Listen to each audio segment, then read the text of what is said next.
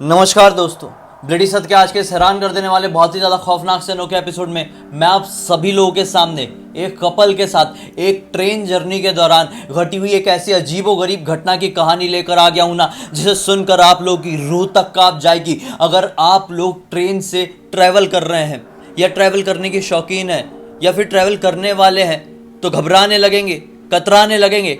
इसलिए आज के इस घटना को अपने ही रिस्क में सुनिए, क्योंकि ट्रेन की जर्नी करना तो इस दुनिया में बहुत ही ज़्यादा इंपॉर्टेंट होता है भाई। सभी लोग फ्लाइट से ट्रैवल तो कर नहीं सकते ना, क्योंकि फ्लाइट सारी जगह पर नहीं पहुंचती है। तो ट्रेन हमारी लाइफ का एक बहुत ही इंपॉर्टेंट हिस्सा होता है। लेकिन अगर इसी इंपॉर्टेंट हिस्से के साथ कुछ अजीबोगरीब घट जाए तो हम उस चीज़ को आसान कैसे बनाएंगे। अरे बहुत घुमा रहा हूँ बात को, आइए शुरू से शुरुआत करते हैं। एक ऐसा कपल जिनकी शादी बड़ी मशक्क़त से, बड़ी मुश्किलों से, बहुत हालातों से लड़ने के बाद हुई थी।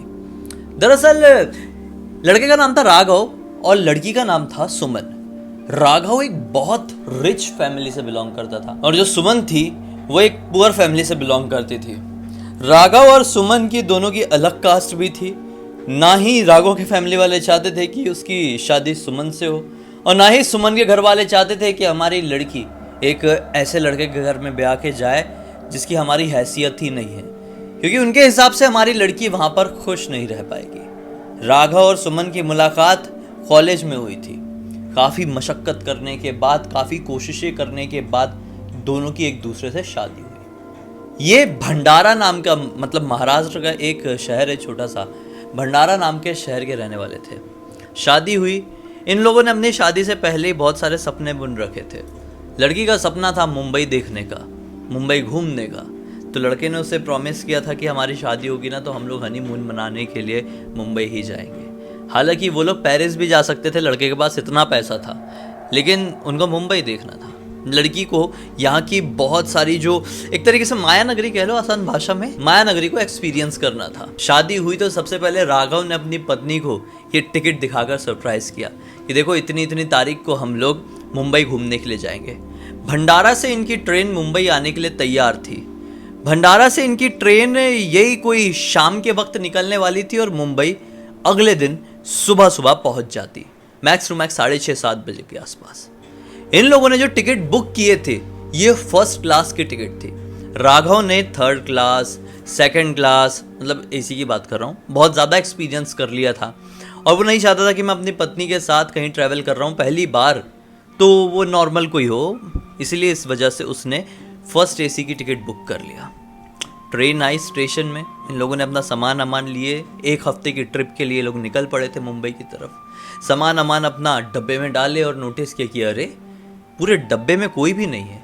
इन लोगों ने सोचा कि चलो हमारा छोटा शहर है और यहाँ से कोई फर्स्ट एसी में बैठे ये थोड़ा मुश्किल ही समझ में आता है। हो सकता है आगे नागपुर आएगा, नागपुर से कोई बैठेंगे, या फिर नासिक आएगा, नासिक से लोग बैठेंगे। लेकिन इन लोगों की जो सोच थी वो गलत साबित हुई। इनका जो फर्स्ट एसी का डब्बा था ये पूरी तरीके से खाली था। केवल एक ही कंपार्टमेंट में ये दोनों पति पत्नी, और कोई नहीं। पत्नी ने सोची कि चलो अच्छा है, एक प्राइवेसी सी मेंटेन रहेगी, हम लोग जाएंगे, थोड़ा नाश्ता वगैरह रख के लेके आए हैं, उसको खाएंगे, लैपटॉप में बढ़िया से कोई मूवी लगाएंगे, थोड़ी सी देखेंगे और सो जाएंगे, और फिर जब सुबह होगा तो हम लोग मुंबई पहुंच चुके होंगे। काफ़ी ज़्यादा एक्साइटेड थी पत्नी, इस जर्नी को लेके काफ़ी ज़्यादा खुश थी। लेकिन पति पत्नी दोनों ये नहीं जानते थे कि जितना आसान उन लोगों ने इस ट्रिप को, इस जर्नी को सोचा हुआ है, उतनी ज़्यादा आसान ये है नहीं, बल्कि कुछ बहुत ही ज़्यादा खौफनाक, डर पहुंचा देने वाला, इनकी ज़िंदगी भर के लिए इनका इंतज़ार कर रहा था। ट्रेन में बैठे, शाम का वक्त थोड़ी ही देर में हो गया, अंधेरा हो चुका था। जब इन लोग ट्रेन में चढ़े थे ना तो इन लोगों ने नोटिस किए थे कि हमारे ट्रेन में 2 सिपाही हैं। लेकिन थोड़ी देर बाद जब पति नाश्ता वाश्ता करके अपने कंपार्टमेंट से बाहर निकला वॉशरूम की तरफ हाथ धोने के लिए, तो ये पाया कि जो दोनों सिपाही थे वो पता नहीं उतर गए हैं क्या। बीच में 1-2 शहर पड़े थे, 1-2 स्टॉपेज पड़े थे, तो लोग क्या उतर गए हैं क्या। शायद सिपाही लोगों ने सोचे होंगे कि हम लोग आके वापस से चढ़ जाएंगे, पता नहीं क्या कारण रहा होगा, लेकिन ये लोग उतर चुके थे। आज पता नहीं क्यों सिपाही लोगों ने इनकी जो फर्स्ट एसी की बोगी थी ना उसको सेकंड एसी से कंप्लीटली दूर कर दिए थे, अलग कर दिए थे।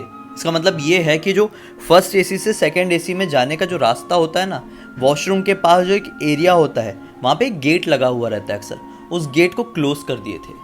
राघव जब हाथ धोने के लिए, यानी पति जब हाथ धोने के लिए बाहर निकला था वॉशरूम की तरफ, उसने इस बात को नोटिस किया।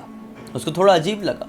उसको लगा हो सकता है बीच में एक दो स्टॉप पड़े थे, उतर गए होंगे, अब चढ़ जाएंगे, लेकिन ये बंद क्यों किए समझ में नहीं आ रहा है। खैर छोड़ो, अंदर जाता हूँ, मूवी लगाता हूँ, मस्त से मूवी इंजॉय करेंगे। ये अंदर गया, ये हाथ वाथ पोछा, ये लैपटॉप निकाल के ऑन ही करने वाला था, बटन दबाया ही था ऑन की, कि इनको ट्रेन के बाहरी हिस्से से ना कुछ ढक ढक ढक ढक ढक ढक ढक ढक ढक ढक करके आवाज़ आने लगी। ये आवाज़ बहुत ज़ोर ज़ोर से थी, चलती हुई ट्रेन में, जैसे कि मानो कोई ज़ोर ज़ोर से ऐसा ऐसा मार रहा है, और बहुत ज़ोर ज़ोर से आवाज़ आ रही थी। जैसे ट्रेन चलती तो कैसी आवाज़ आती है, नॉर्मल से, है ना, आप लोगों को पता ही होगा। लेकिन इस बार कुछ ऐसा लग रहा था कि कुछ बहुत ज़ोर ज़ोर से पीट रहा है कोई, या तो ट्रेन के जो चक्के होते उसमें, या फिर ट्रेन के बाहरी हिस्से में। इनको समझ में नहीं आया कि ये क्या था। राघव हैरान हुआ, पत्नी भी हैरान हुई, और वो लैपटॉप की बटन ऑन करते करते ही राघव रुक गया और ध्यान देने लगे दोनों आवाज़ की तरफ। ये आवाज़ बाहरी तरफ से ही आ रही थी। राघव ने सोचा रुको मैं देखता हूँ कि क्या हो गया है, कुछ अटक गया है क्या, ट्रेन के नीचे कुछ आ गया है क्या, हाँ कुछ जानवर तो नहीं चला गया है, एक बार देखता तो हूँ। ऐसे बोल के कंपार्टमेंट से बाहर निकला और देखने की कोशिश करने लगा। उसको कुछ समझ में नहीं आया। पीछे से पत्नी भी आ गई, पत्नी भी देखने लगी। पता नहीं ये आवाज़ क्यों आ रही थी, कैसे आ रही थी, लेकिन ये आवाज़ इतनी ज़ोर से आ रही थी कि इन लोगों का थोड़ी देर के लिए भी अंदर आराम से बैठना या सोना काफ़ी ज़्यादा मुश्किल पड़ जाता। राघव ने बोला थोड़ी देर और देखते हैं, फिर कंप्लेंट करेंगे कि ऐसी आवाज़ क्यों आ रही है, कुछ परेशानी तो नहीं है। ये लोग गए अपने कंपार्टमेंट में बैठे रहे, 5 मिनट इंतज़ार किए, लेकिन ये आवाज़ बंद नहीं हुई। राघव ने अपना मोबाइल निकाला, सोचा कि वो जो कंप्लेंट वाला नंबर होता है उसमें कंप्लेंट करता हूँ, लेकिन ये पाया कि नेटवर्क तो है ही नहीं। इस वक्त रात हो चुकी थी, यही कोई 10, साढ़े 10 या 11 बजे का टाइम हो रहा होगा। ये फ़ोन नहीं लग रहा था, नेटवर्क नहीं आ रहा था, तो राघव को लगा एक बार मैं बाहर निकल के देखता हूँ कंपार्टमेंट से, शायद मुझे नेटवर्क मिल जाए। वो पत्नी को बोला कि मैं बाहर निकल के कॉल कर रहा हूँ, तुम बैठो। वो बाहर निकला है कंपार्टमेंट से और 15 मिनट बीत गए, वापस अंदर नहीं आया। पत्नी हैरान परेशान, इतनी देर से क्या बात कर रहे हैं, क्या नेटवर्क मिला नहीं है, मैं उठ के जाकर देखती हूँ। ये अपने कंपार्टमेंट से उठी, अपने कंपार्टमेंट का दरवाज़ा खोली, अब बाहर निकली है जहाँ पे वॉशरूम है उस तरफ अपने पति के पास जाने के लिए, तो क्या पाई कि उसका पति वहाँ पर नहीं खड़ा है। ये थोड़ी हैरान हुई। ये वॉशरूम में ढूंढते हुए पति को गई, लेकिन वॉशरूम में पति मिला नहीं। फिर वो लौट कर आई, फिर अपने कंपार्टमेंट में देखी, अपने कंपार्टमेंट में पति को नहीं पाई। अब फर्स्ट एसी में कैसा होता है आप लोगों को पता होगा कि हर एक कंपार्टमेंट में 2 वो बने हुए रहते हैं सोने वाले, 2 सीट्स बनी हुई रहती है, और फिर दरवाजे से ऐसे कमरा होता है वैसा बना हुआ रहता है। इसे कमरे में पति नहीं मिला। दूसरे वाले कंपार्टमेंट में गई, दरवाज़ा खोली, वहाँ पर भी कोई नहीं। तीसरे में गई, चौथे में गई, 5वें, 6वें, पूरा देख डाली, पति कहीं पे भी नहीं। अब जब आखिरी वाला देख के बाहर निकली और पति को कहीं नहीं पाई तो थोड़ी घबरा गई, क्योंकि ट्रेन थोड़ी देर के लिए भी रुकी नहीं थी और इनकी बोगी से और दूसरी बोगी में जाने का जो रास्ता था वो कंप्लीटली क्लोज था, उसमें ताला लगा हुआ था। तो ये डर गई। पति गया तो गया कहाँ? इसने अपना मोबाइल निकाली, सोची फोन करती हूँ, तो मोबाइल में नेटवर्क नहीं। थोड़ी घबरा गई और अब तेजी से अलग अलग कंपार्टमेंट में वापस से चेक करते हुए आवाज लगाने लगी। अब इसकी आवाज की जो टोन थी ये बहुत ज्यादा घबराई हुई थी, लेकिन वापस से इधर रिटर्न आते में चेक करते दौरान पति कहीं नहीं मिला तो बहुत डर गई और जोर से चिल्ला के रोने लगी। ये जैसे ही रोने का अपनी पहली आवाज निकाली है कि इस वाले एरिया में जितनी भी लाइट थी इस बोगी में वो बंद चालू होने लगी। ये बहुत ज्यादा डर गई और फिर से पति को पुकारने लगी और अब रोना और भी जोर जोर से शुरू कर दी थी, क्योंकि इसको कुछ भी समझ में नहीं आ रहा था कि पति गया तो गया कहां पर। फिर अचानक से लाइट जो बंद चालू हो रही थी वो रुक गई, लाइट चालू ही रही। लेकिन लाइट जैसी चालू ही रह गई वैसे ही ट्रेन चलती चलती रुक गई। ये और डर गई। इसने इधर उधर नजर घुमाई, थोड़ा बाहर निकल के अपने वॉशरूम वाले एरिया में आके तो ये पाई कि ट्रेन तो कोई आउटर जंगल वाले एरिया में रुकी हुई है, जो घना सुनसान जंगल है। ये फिर से भागते हुए दूसरी तरफ गई देखने के लिए कि पति होगा दिख जाएगा, पति कहीं नहीं दिखा। तो ये डर गई, सोची कि अब ये जो दरवाजा खुला हुआ था, एक साइड का दरवाजा खुला हुआ था उसका, जहां से जंगल लगा हुआ था ट्रेन का, इनकी बोगी का, सोची वो बंद कर देती हूँ। अगर कोई गलत इंसान या फिर कुछ गड़बड़ हो गई अंदर घुस गया तो, क्योंकि अंदर तो देखने वाला कोई नहीं और पूरी बोगी में मैं अकेली। तो ये जैसे ही बंद करने के लिए गई ही है उस दरवाजे को कि ये पाई कि इस ट्रेन के बाहर की तरफ, जैसे ये ट्रेन का दरवाजा है, आप लोग समझो, इमेजिन करो, बहुत ज्यादा जरूरी है, ये ट्रेन का दरवाजा है, इस दरवाजे को ये बंद करने आई है कि इसका पति इसको सामने दिखाई दिया, ट्रेन के बाहर खड़ा हुआ। ये घबरा गई, अरे मैं अपने पति को पिछले 15 मिनट से ढूंढ रही हूँ, लेकिन वो तो ट्रेन के अंदर नहीं था, चलती हुई ट्रेन में नहीं था, और ट्रेन रुकी तो वो बाहर कैसे दिख रहा है। ये सोच ही रही है, उसको देख के बिल्कुल स्पीचलेस हो चुकी थी कि बाहर खड़े हुए पति ने उसका आवाज लगाया, अरे सुमन, वहां पर क्यों खड़ी हो, आ जाओ, यहाँ पर देखो कितना अच्छा नज़ारा है, कितना अच्छा मौसम है, यहाँ पर आओ, थोड़ा फोटो शूट करते हैं। सुमन कहती है कि इतने बजे, इतने अंधेरे में यहाँ पर क्या फोटो शूट करेंगे, और ये ट्रेन निकल जाएगी हमारी। वहां पर खड़ा हुआ पति आवाज लगाता है, अरे नहीं, मुझे पता है, मैंने कंप्लेंट करने के लिए कॉल किया था तो कॉल उठाया गया था, और जो परेशानी ये आवाज की वजह से हो रही थी उस परेशानी को भी ठीक करने के लिए आएंगे।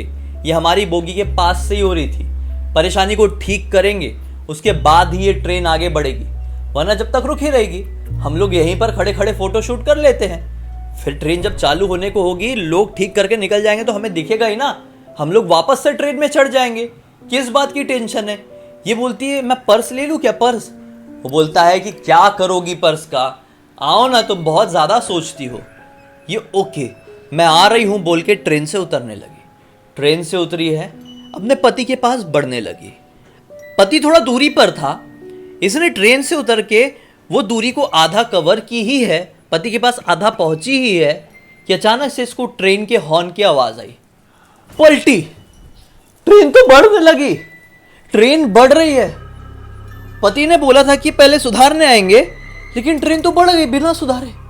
ये पति को बोलने के लिए पीछे पलटी ही है, तो क्या पाई, जहां पर उसका पति खड़ा हुआ था वहां पर पति नहीं, बल्कि एक लंबा सा काले कपड़े पहना हुआ ऐसा आदमी खड़ा है जिसके हाथ में एक लंबी सी कुल्हाड़ी है। चेहरा इतना ज्यादा खतरनाक और चमकदार समझ में आ रहा है कि मानो पूरे शरीर में खून सवार हो। वो सामने वाले इंसान को किसी को छोड़ेगा नहीं। वो इतना ज़्यादा डरावना और खूंखार दिखाई दे रहा था कि कोई भी कमज़ोर दिल वाला इंसान उसको देखते से ही अपने दम तोड़ दे। कोई ऐसा इंसान जो कि भूत प्रेतों से डरता नहीं है, वो देखकर उसे बेहोश हो जाए। उसकी कुल्हाड़ी इतनी ज़्यादा खौफनाक दिखाई दे रही थी कि मानो वो अपनी कुल्हाड़ी से किसी को छू भी दे तो सामने वाले का शरीर 2 टुकड़ों में बंटकर अलग हो जाए। वो मौत दिखाई दे रहा था। वो घबरा गई और अपने पति को ढूंढने लगी, लेकिन उसका पति पूरे इलाके में नहीं था। ये सुनसान खुला जंगल था और सामने केवल वही शख्स जिसके हाथ में वो लंबी सी कुल्हाड़ी थी। इधर ट्रेन जा रही है, वो आदमी इसके तरफ बढ़ने लगा। आदमी था, शैतान था, यह इसकी मौत थी। इसको समझ में नहीं आया, केवल और केवल डर इसके दिमाग में अपना घर बना के बैठ ले उस देर के लिए। ये भागने लगी ट्रेन की तरफ, पीछे नजर घुमाई तो वो भी अपनी कुल्हाड़ी लेकर वार करने के लिए इसके पीछे दौड़ रहा है। ये चिल्लाते हुए भागी कि बचाओ, ट्रेन रोको, ट्रेन रोको। अचानक से ये पाए कि वो बहुत दूर जो था वो इतने नजदीक आ चुका है।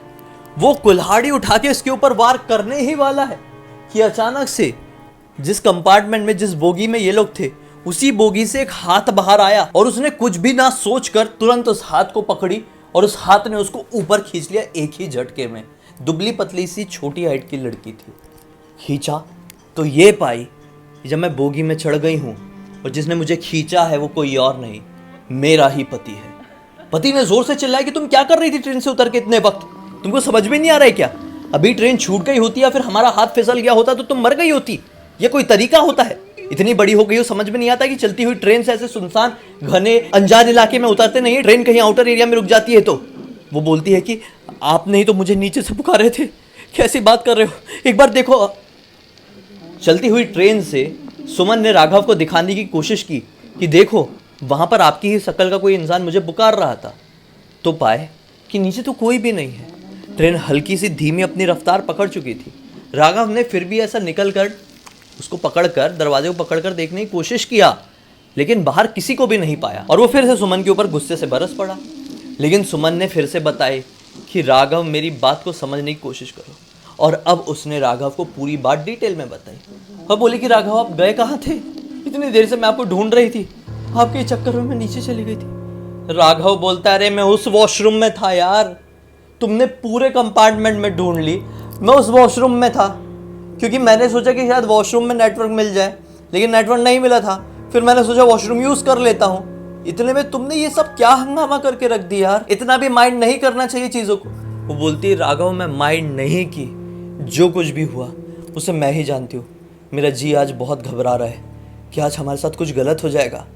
राघव भी अपनी पत्नी की बात को समझता है और उसे आश्वासन देता है कि जैसे ही हमारे मोबाइल में नेटवर्क मिलेगा, या तो मैं तुरंत कंप्लेन करूंगा कि यहाँ पर कोई सिपाही नहीं है, भेजो कोई देखभाल करने वाला भेजो, नहीं तो हम लोग अपने फर्स्ट एसी से उतरकर जनरल या फिर स्लीपर में बैठने के लिए चले जाएंगे, लेकिन इस तरह से आज ट्रेवल नहीं करेंगे, हिम्मत रखो। बस ये बात हुई है, 15 मिनट बाद उसके मोबाइल में नेटवर्क मिला। उसने फ़ोन मिलाने की कोशिश किया, फ़ोन मिला और बस अगले ही स्टॉप में सिपाही चढ़ गए। इन लोगों ने सिपाही लोगों को सुनाया थोड़ा बहुत, बोले ये क्या है, हम लोग डालेंगे कंप्लेंट करेंगे ट्विटर में। अब किए नहीं किए वो तो अलग बात है, लेकिन जो कुछ भी हुआ, क्या वो आप लोगों को इतना नॉर्मल समझ में आता है? वो इतना ज़्यादा खौफनाक था, इतना ज़्यादा डरावना था कि कोई डिटेल में सुन लेना तो किसी की भी रात के वक्त ट्रेन में सफ़र करते समय खिड़की या दरवाजे से मुंह बाहर निकाल कर देखने की भी हिम्मत ना हो। खैर, आज इसी एक नोट के साथ इस कहानी का अंत करते हैं। ये पूरी की पूरी घटना की जानकारी मुझे किसी और ने नहीं बल्कि राघव ने ही इंस्टाग्राम पर लिखकर भेजा। मैंने सोचा आप लोगों को बताऊं और आप लोगों का मनोरंजन करूं। अब तक देख लिए हैं तो लाइक ज़रूर कर देना, चैनल को सब्सक्राइब करके बेल आइकन दबा के ऑल के ऑप्शन में क्लिक करना, कि इस तरह के हैरान कर देने वाले खौफनाक वीडियोस डेली आप लोगों के सामने लेके आते रहते हैं। इंस्टाग्राम की लिंक इस वीडियो के डिस्क्रिप्शन बॉक्स में मिल जाएगी, क्लिक करके डायरेक्टली वहाँ पर पहुँच जाना। और इसी तरह की कोई भी कहानी, टॉपिक या जानकारी आप लोगों के पास भी है तो लिख भेजना, हो सकता है हमारा अगला वीडियो कल आप लोग के हिसाब से बन रहा हो। तो चलिए कल फिर से मिलता हूँ, तब तक के लिए बहुत बहुत धन्यवाद। आप लोग का दिन शुभ हो।